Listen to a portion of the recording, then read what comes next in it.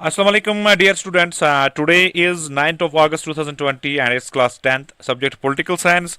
Topic the Jammu and Kashmir Reorganization Act 2019, which is a new unit number 9 from political science. I am from Bayes Higher Secondary School, Pansgam, namely Mr. Nisar Ahmed Khwaja with the today's topic.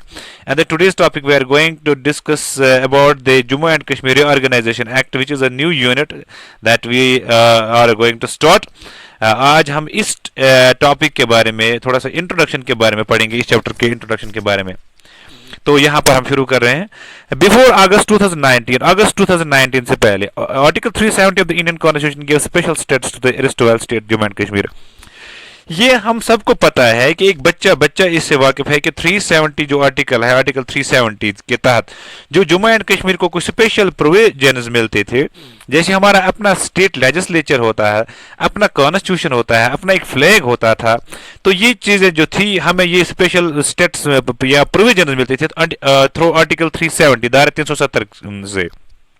लेकिन but the Indian constitution passed the act an act, लेकिन constitution of India जो है most lengthy written constitution of the world, उन्होंने एक act pass किया, the Jammu and Kashmir reorganisation act. इस act का उन्होंने नाम रखा Jammu and Kashmir reorganisation act. इसको दोबारा रिवाइज किया गया इस एक्ट को, इसमें कुछ चेंज किए गए, कुछ अमेंडमेंट्स किए गए 2019, according to which the special rights and privileges of Jammu and Kashmir under article 370 came to an end. जो जम्मू एंड कश्मीर स्टेट को कुछ स्पेशल प्रोविजंस मिलते थे, कुछ राइट्स मिलते थे, ये सब खत्म हो गए यहाँ से, यानी 2019 फिर अगस्त से ये खत्म हो गए।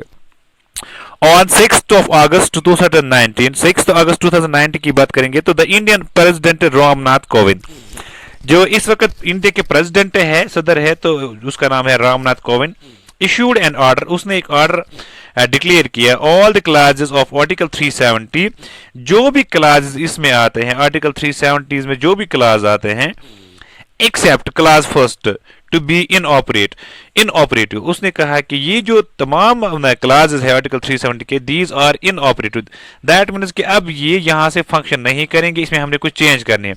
लेकिन under article 370 part first B जो है, जिसके साथ टच नहीं किया गया, फर्स्ट टू बी इनऑपरेट, ये क्या था कि the union parliament can only make laws for the state in consultation with the government of the state. जो अगर यूनियन गवर्नमेंट कुछ कानून बनाना चाहेगी, लेकिन पहले उसको स्टेट की कंसेंट लेनी चाहिए, जैसे on certain matters that were specified in the instrument of accession. जो एक एसेशन हुआ था उस टाइम, एसेशन जब हुआ था तो ये इंस्ट्रूमेंट ऑफ एसेशन जो एक लीगल डॉक्यूमेंट था, जो actually through government of India act 1935 में होता है and used in 1947 after the independence when India got freedom from the British या ब्रिटिश स्लेवरी या from the bondage of slavery. तो जो जम्मू एंड कश्मीर था, basically J&K was administered as a state by India from actually 1954 to 31st of October 2019। तो इस instrument के तहत से ये जो एसेशन हुआ था, class first to be inoperative, ये यहाँ से खत्म हो गए, इनकी जो सारे फंक्शन जो हैं अब ये फंक्शन उनके खत्म हो गए। This act reconstituted the state of Jammu and Kashmir. इस एक्ट के तहत से जम्मू एंड कश्मीर जो है, जो नया कानून बनाया गया, इसने जम्मू एंड कश्मीर को रिकॉन्स्टिट्यूट किया, दोबारा से तामीर किया into 2 union territories, 2 union territories में। यूनियन टेरिटरीज के बारे में आप पता है कि these are neither too nor big areas, जैसे ये हैं वो वैसे ही होते हैं, इन पर चीफ मिनिस्टर भी फंक्शन कर सकता है या गवर्नर भी कर सकता है। एक गवर्नर जो है ये बहुत 2 या 2 से ज्यादा यूनियन टेरिटरीज पे अपना रूल जो है चला सकता है। तो Jammu and Kashmir reorganisation act 2009 के तहत से जम्मू कश्मीर जो है, जिसको एक स्टेट का हदफ हासिल था, ये खत्म हो गया। तो एक अब इनको यूनियन टेरिटरी बना दिया गया, एक जम्मू एंड कश्मीर और दूसरा लद्दाख, यानी अब यूनियन टेरिटरीज बन गई। पहले 7 यूनियन टेरिटरीज थी, अब जो इंडिया की जो टोटल यूनियन टेरिटरीज है 9 बन गई, इंक्लूडिंग जम्मू कश्मीर एंड लद्दाख। ये इसी Jammu and Kashmir reorganisation act 2019 से जब इसमें अमेंडमेंट की गई, कुछ चेंज की गई, जब होम मिनिस्टर अमित शाह था। This act came into effect on 31st of October। अब ये जो एक्ट, जो कानून बनाया गया है, इसने अपना फंक्शन जो है कब से शुरू करना शुरू किया, 31st October 2019 से, and it also abrogate article 35A। इस एक्ट ने 35A को भी खत्म कर दिया, जो 35A हमारे लिए बहुत ही इम्पोर्टेंस रखता है। जैसे 35A जो है, इसमें क्या है कि परमानेंट, ये डिक्लेयर करता है कि permanent residence of the state कौन है, and provide special rights and privileges to these permanent residents.